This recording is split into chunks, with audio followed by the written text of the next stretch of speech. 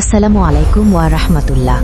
সুপ্রিয় আল্লাহর পথের দর্শক মণ্ডলী, আশা করি মহান আল্লাহ রব্বুল আলামিনের অশেষ মেহেরবানি ও দয়ায় আপনারা সবাই ভালো আছেন। প্রিয় দর্শক, অনেক সময় দেখা যায় মুয়াজ্জিনের সুমধুর কণ্ঠস্বরের আজান ভেসে আসে। তখন আকাশের দিকে মুখ করে কুকুরগুলো ঘেউ ঘেউ করে ডেকে ওঠে। অনেকের মনেই প্রশ্ন জাগতে পারে, কুকুরগুলো আজান শোনা মাত্রই এত উচ্চস্বরে কেন ডাকে? এছাড়াও অনেকের মনে প্রশ্ন জাগতে পারে, রাতে কুকুরগুলো কেন ডাকে? কেননা আমরা অনেক সময় দেখি যে মধ্যরাতে বা রাতের যে কোনো সময়ে হঠাৎ দেখা যায় যে কুকুরগুলো আকাশের দিকে এমনভাবে তাকিয়ে আছে যেন কোনো কিছু দেখছে। সেই দিকে তাকিয়ে কুকুরগুলো কান্নার মতো শব্দ করছে। চলুন এর কারণগুলো আমরা হাদিসের আলোকে জেনে নিই। বিষয়টি সম্পর্কে জানলে সত্যি আপনি অবাক হবেন যে রাতে কুকুর কেন কাঁদে বা কেন ডাকে। রাতের বেলা কুকুর ঘেউ ঘেউ করে এ বিষয়ে হাদিসে এসেছে। জাবের ইবনে আবদুল্লাহ রাদিয়াল্লাহু তাআলা আনহু তিনি বলেন, রাসূলুল্লাহ সাল্লাল্লাহু আলাইহি ওয়াসাল্লাম বলেন, রাত্রিবেলা তোমরা যখন কুকুরের ঘেউ ঘেউ শব্দ এবং কান্নার শব্দ অথবা গাধার ডাক শুনতে পাও তখন আল্লাহর কাছে আশ্রয় প্রার্থনা করো, কারণ এরা এমন কিছু দেখতে পায় যা তোমরা দেখতে পাও না। রাতের বেলা তোমরা আল্লাহর নাম স্মরণ করে ঘরের দরজাসমূহ বন্ধ করো, কারণ আল্লাহর নাম স্মরণ করে বন্ধকৃত দরজা শয়তান খুলতে পারে না। তোমরা কলসিগুলোর মুখ ঢেকে দাও, মশকের অর্থাৎ চামড়ার তৈরি পানির পাত্র মুখ বেঁধে দাও এবং পাত্রগুলো উপুর করে রেখে দাও। আবু দাউদ হাদিস নম্বর 1246। সুপ্রিয় দর্শক, তাহলে হাদিস দ্বারা বুঝতে পারলাম রাসূলুল্লাহ সাল্লাল্লাহু আলাইহি ওয়াসাল্লাম বলেছেন, কুকুর যা দেখতে পায় মানুষ তা দেখতে পায় না। কুকুর শয়তানকে দেখতে পায়। এজন্যই পরক্ষণেই বলেছেন, অবশ্যই রাত্রের বেলা তোমাদের দরজাসমূহ বন্ধ করে দাও বিসমিল্লাহ বলে। এর অর্থ হচ্ছে কুকুর তখনই ডাকে যখন সে শয়তানকে দেখতে পায়। বা এমনও হতে পারে যে কোনো ব্যক্তির কবরের আযাব হতে থাকলেও কুকুর দেখতে পায় ও শুনতে পায়। আমরা জানি রাসূল সাল্লাল্লাহু আলাইহি ওয়াসাল্লাম বলেছেন, বোবা জীবজন্তু পশুপাখি কবরের আযাব দেখতে ও শুনতে পারে। তাই বন্ধুরা, আমরা রাতে যখন কুকুরের ডাক শুনব তখন আমরা পড়ব, আউযুবিল্লাহি মিনাশ শাইতানির রাজিম। প্রিয় দর্শক মণ্ডলী, আজ আপনাদের জন্য কুকুর বিষয়ে কিছু কথা বলার চেষ্টা করব। আমাদের দেশে যত জানোয়ার আছে তার মধ্যে নিকৃষ্ট মানের জানোয়ার হচ্ছে কুকুর আর শূকর। আমরা তো কুকুর দেখলেই লাথি দিয়ে দূরে সরিয়ে দেই এবং তাদের দেখলেই জুতা ছুঁড়ে মারতে ইচ্ছে করে। অথচ কুকুরের একটি ইতিহাস আছে যা হায়াতুল হাইবার নামক কিতাবে লেখা হয়েছে। আল্লাহর একজন বান্দা একদিন কোথাও যাওয়ার উদ্দেশ্যে রওনা হলেন। যেতে যেতে কিছু দূর যাওয়ার পর সেই ব্যক্তি পথের ধারে একটি সুউচ্চ ভবন দেখতে পেলেন যা সে কখনোই দেখেননি। অনেক পুরাতন একটি বিল্ডিং যা প্রায় 2 থেকে 400 বছর আগের। আমাদের দেশের প্রতিটি মানুষেরই সবকিছুতেই নতুন পছন্দ। আমরা সবাই জুতা বা কাপড় কিনতে গেলে আমরা আগে জিজ্ঞেস করি নতুন কি এসেছে, কিন্তু স্মৃতির অ্যালবামে কেউ নতুন কিছু রাখে না, মানুষ পুরাতনটাই রাখে। তো সেই ব্যক্তিটি পুরাতন বিল্ডিংটাকে ঘুরে ঘুরে দেখতে লাগল। হঠাৎ তার চোখে পড়ল একটি শিলালিপির দিকে, যেখানে খোদাই করে লেখা আছে, এই বিল্ডিং তৈরির ইতিহাস জানতে হলে অমুক গ্রামে যেতে হবে। এটি দেখে সেই ব্যক্তির মনে কৌতূহল আরও বৃদ্ধি পেল। সে উক্ত গ্রামের খোঁজে যেতে যেতে 2-3 কিলোমিটার চলে গেল। তারপর একটি গ্রামের কাছে গিয়ে একজন ব্যক্তিকে গ্রামের নাম জিজ্ঞাসা করল এবং শিলালিপিতে লেখা গ্রামের সাথে মিলে গেল। তারপর আল্লাহর সেই বান্দা লোকটি থেকে পুরাতন সেই বিল্ডিংয়ের ইতিহাস জানতে চাইল। লোকটি বললেন, জন্মের পর থেকেই সবাই এভাবে বিল্ডিংটি দেখেছে। এর ইতিহাস সম্পর্কে কারোরই সুস্পষ্ট কিছুই জানা নেই। এমনকি আরও কিছু সংখ্যক মানুষকে জিজ্ঞাসা করা হলো এবং তারাও একই কথা বললেন। তারপর সেই ব্যক্তি মন খারাপ করে চলে আসছিল এবং ভাবছিল, খোদাই করে কি তাহলে মিথ্যা কথা লেখা আছে? ভাবতে ভাবতে যখন গ্রামের শেষ প্রান্তে চলে আসলো তখন তিনি একটি বৃদ্ধাকে দেখতে পেলেন। বয়সের ভারে বৃদ্ধার মাথা 3টে হয়ে গেছে, অর্থাৎ বয়সের ভারে ঝুঁকে বসে থাকতে থাকতে হাঁটু সহ 3টে মাথা মনে হয়। এখনকার যুগে এই সকল বৃদ্ধাদের খুব একটা দেখা যায় না, কারণ এখন মানুষ 35 থেকে 60 বছরের মধ্যে ডিজিটাল যুগে ডিজিটাল প্রযুক্তির মাধ্যমেই বেশি মারা যায়। যেমন স্বামী স্ত্রী থেকে পানি চাইলেন, স্ত্রী পানি নিয়ে আসতে আসতে শোনা যায় বাইক অ্যাক্সিডেন্টে স্বামী আর দুনিয়াতে নেই। আর আগের যুগের বৃদ্ধা মানুষ অসুস্থ 7-8 দিন পর্যন্ত বিছানায় থেকে মারা যাবে বলতে বলতেও আরও 2-3 ঘন্টা বেঁচে থাকত। যাই হোক, সবই আল্লাহর হুকুম। তখন কেউ পানি দিত, কেউ দুধ দিত, কেউ ক্ষমা চাওয়ার সুযোগ পেত। তাছাড়া ক্ষমা চাওয়াটা একটি ভালো পদ্ধতি, কিন্তু হঠাৎ মৃত্যু ভালো না। রাসূল সাল্লাল্লাহু আলাইহি ওয়াসাল্লাম হঠাৎ মৃত্যু থেকে আল্লাহর কাছে পানাহ চেয়েছেন। তো যাই হোক, আল্লাহর সেই বান্দা বৃদ্ধার কাছে গেল এবং জিজ্ঞাসা করল, এই গ্রামের নামটি কি এটা? উত্তরে বৃদ্ধা বললেন, হ্যাঁ, কিন্তু তুমি কোথা থেকে জানো এবং তুমি কোথায় থাকো? উত্তরে ব্যক্তিটি বললেন, আমার বাড়ি অনেক দূর। আমি অমুক রাস্তায় সেই মাথায় একটি বিল্ডিং দেখতে পেলাম, যেখানে লেখা ছিল বিল্ডিংয়ের ইতিহাস জানতে হলে এই গ্রামে আসতে হবে, কিন্তু প্রায় 40 জনকে জিজ্ঞাসা করলাম, কেউ জানে না। বৃদ্ধা লোকটি মুচকি হেসে বললেন, তুমি কাদের জিজ্ঞাসা করেছ? উত্তরে ব্যক্তিটি বললেন, যুবকদের। বৃদ্ধা বললেন, তারা কিভাবে বলবে? আমার বয়স 200 বছর পার হয়ে গেছে। আমি তো নিজেই বিল্ডিংয়ের তৈরি দেখিনি, শুনেছি আমার দাদার কাছে। বৃদ্ধার কথা শুনে যুবকের মনে স্বস্তি ফিরে আসলো। যুবক ইতিহাস জানতে চাইলে বৃদ্ধা তাকে কাছে টেনে নিয়ে বলতে লাগলেন, এই রাস্তা দিয়ে আসার সময় যত গ্রাম মহল্লা জমিজমা দেখছ, সব জমিজমার মালিক ছিল একজন জমিদার। সেই জমিদারের অনেক চাকর বাকর ছিল, খাদেমের কোনো অভাব ছিল না। তবে জমিদারের স্মরণীয় বস্তুর ভিতর ছিল একটি পালিত কুকুর। কুকুরটি জমিদারকে সাংঘাতিক মহব্বত করত। এক মুহূর্তের জন্য কুকুর জমিদারকে ছেড়ে যেত না। জমিদার যখন গোসল করত, তখন কুকুরটি জমিদারের কাপড় পাহারা দিত। জমিদার যখন বাথরুমে যেত, কুকুরটি বাথরুমের দরজার সামনে দাঁড়িয়ে থাকত, এবং জমিদার যখন ঘুমাতে যেত, তখন কুকুরটি তার ঘরের আশপাশ পাহারা দিত। একদিন জমিদারের এক ভিআইপি মহলে যাওয়ার কথা।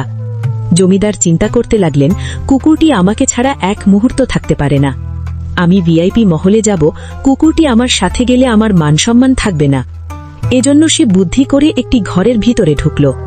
কুকুর তার সাথে সাথে ঘরে ঢুকে গেলে চাকরদের বলে সেই ঘরের দরজা বন্ধ করে দেওয়া হলো, এবং তারপর কুকুরের গলায় শিকল লাগিয়ে দেওয়া হলো এবং শক্ত পিলারের সাথে বেঁধে রাখা হলো।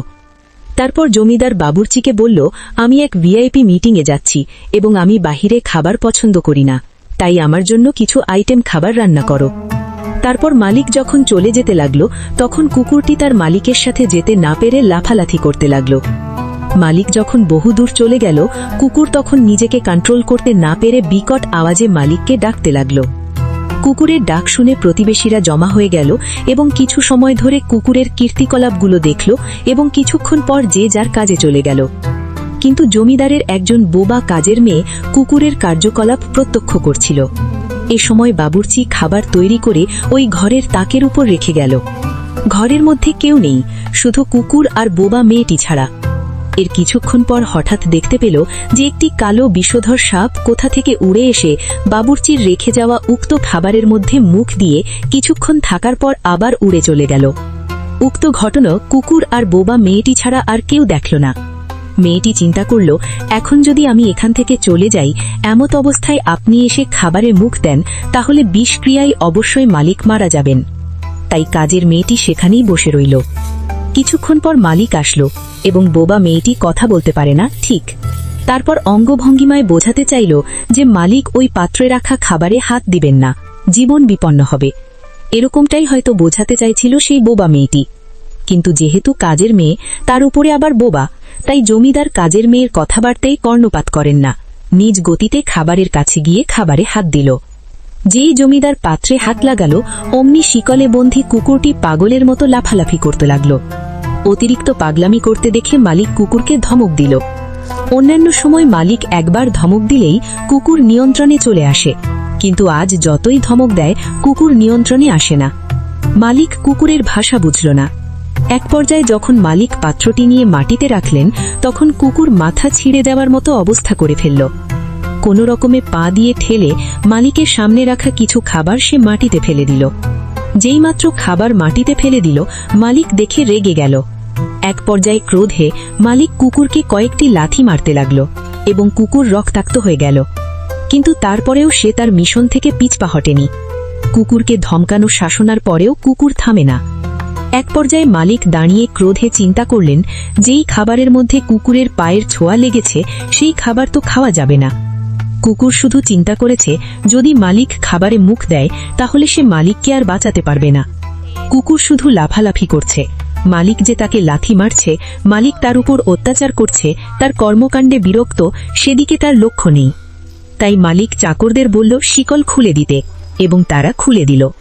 কুকুরের বাঁধন যখন খুলে দেওয়া হলো, তৎক্ষণাৎ কুকুর খাবারে মুখ দিয়ে খাবার খেয়ে ফেলল। এটি দেখে মালিকের ক্রোধ আরও অধিক পরিমাণে বেড়ে গেল। মালিক দাঁড়িয়ে ক্রোধে ফোঁসফাঁস করতে লাগল, যেন কুকুরকে আজ মেরেই ফেলবে। মনে মনে প্রস্তুতি নিল, আজ কুকুরটাকে রাখব না। কিন্তু সে দেখতে পেল 2 মিনিটের মধ্যে তার নিজেকে মারতে হলো না। কুকুরটি নিজে থেকেই আস্তে আস্তে দুর্বল হয়ে গেল, মুখ দিয়ে ফেনা পড়তে লাগল। এক পর্যায়ে জমিনে পড়ে গিয়ে হাত পা নাড়তে নাড়তে কুকুরটি শেষ নিঃশ্বাস ত্যাগ করল। মালিকের মস্তিষ্ক তখন খুলে গেল। ব্যাপার কি? কুকুর খাবারে মুখ দেওয়ার পর এভাবে মারা গেল কেন? এর মধ্যেই সেই বোবা মেয়েটির দিকে মালিক মনোযোগী হলেন, জিজ্ঞাসা করলেন, কি হয়েছিল? আমাকে তোর অঙ্গ ভঙ্গিমা দ্বারা বুঝিয়ে বল। তখন কাজের মেয়েটি সেই বোবা মেয়েটে চোখের পানি ছেড়ে দিয়ে অঙ্গ ভঙ্গিমায় বোঝালো, ঘরের মধ্যে কেউ ছিল না, আমি আর কুকুর ছিলাম। আপনার বাবুর্চি খাবার তৈরি করে মুখ না ঢেকেই রেখে চলে গেল। আমরা নিজে চোখে দেখতে পেলাম উড়ন্ত একটি বিষধর সাপ এসে আপনার খাবারে বিষ ঢেলে চলে গেল। আমি চিন্তা করলাম, আমি যদি এখান থেকে চলে যাই, এমত অবস্থায় আপনি এসে যদি খাবারে মুখ দেন তাহলে আপনি বাঁচবেন না। এজন্য সব কাজ ফেলে আমি আপনাকে সাবধান করার জন্য এখানে বসে রইলাম।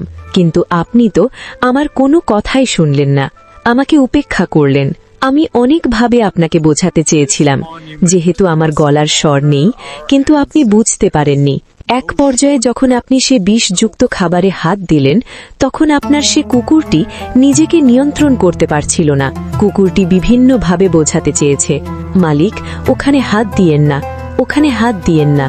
তারপরও যখন আপনি খাওয়ার জন্য অগ্রসর হলেন, তখন কুকুরটি নিজের মাথা ছিঁয়ে যায় এমন অবস্থায় নিজের সাথে যুদ্ধ করে পায়ে ঠেলে কিছুটা খাবার ফেলে দিল। তারপর ওই কুকুরটি চিন্তা করল, এখনো পাত্রের মধ্যে খাবার আছে, আমালিক খাবার, বিষাক্ত খাবার যদি খেয়ে ফেলে তাহলে মালিককে বাঁচানো যাবে না। কুকুরটি আপনাকে অনেক বোঝাতে চেয়েছিল, কিন্তু আপনি বুঝলেন না। তাই কুকুরটি নিজের জীবন দিয়ে বুঝিয়ে দিল, কিন্তু আপনার কোনো ক্ষতি সে হতে দিল না।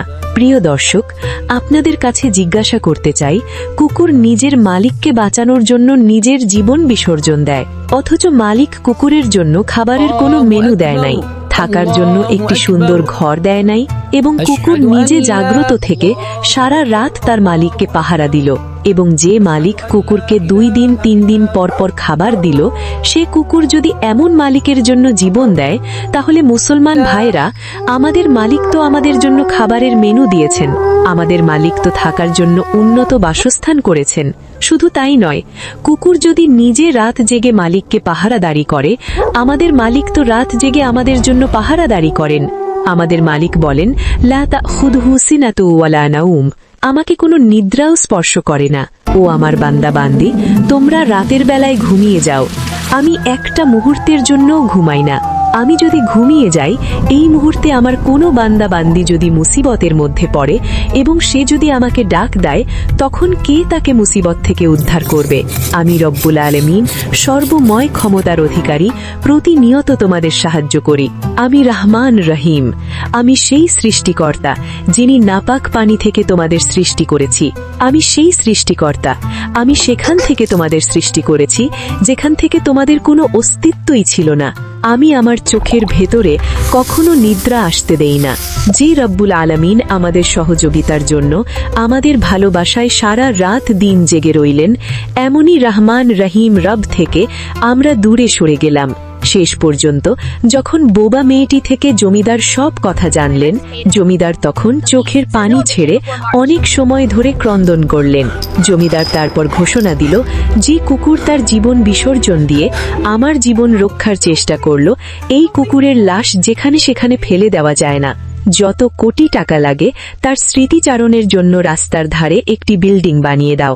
এই বিল্ডিংয়ের ভেতরে কুকুরকে দাফন করা হবে, যাতে করে শত বছর পর্যন্ত প্রভুভক্ত কুকুরের স্মৃতি দুনিয়ায় টিকে থাকে। প্রিয় দর্শক, কুকুরের মালিক তো কুকুরের জন্য বিল্ডিং বানিয়েছেন।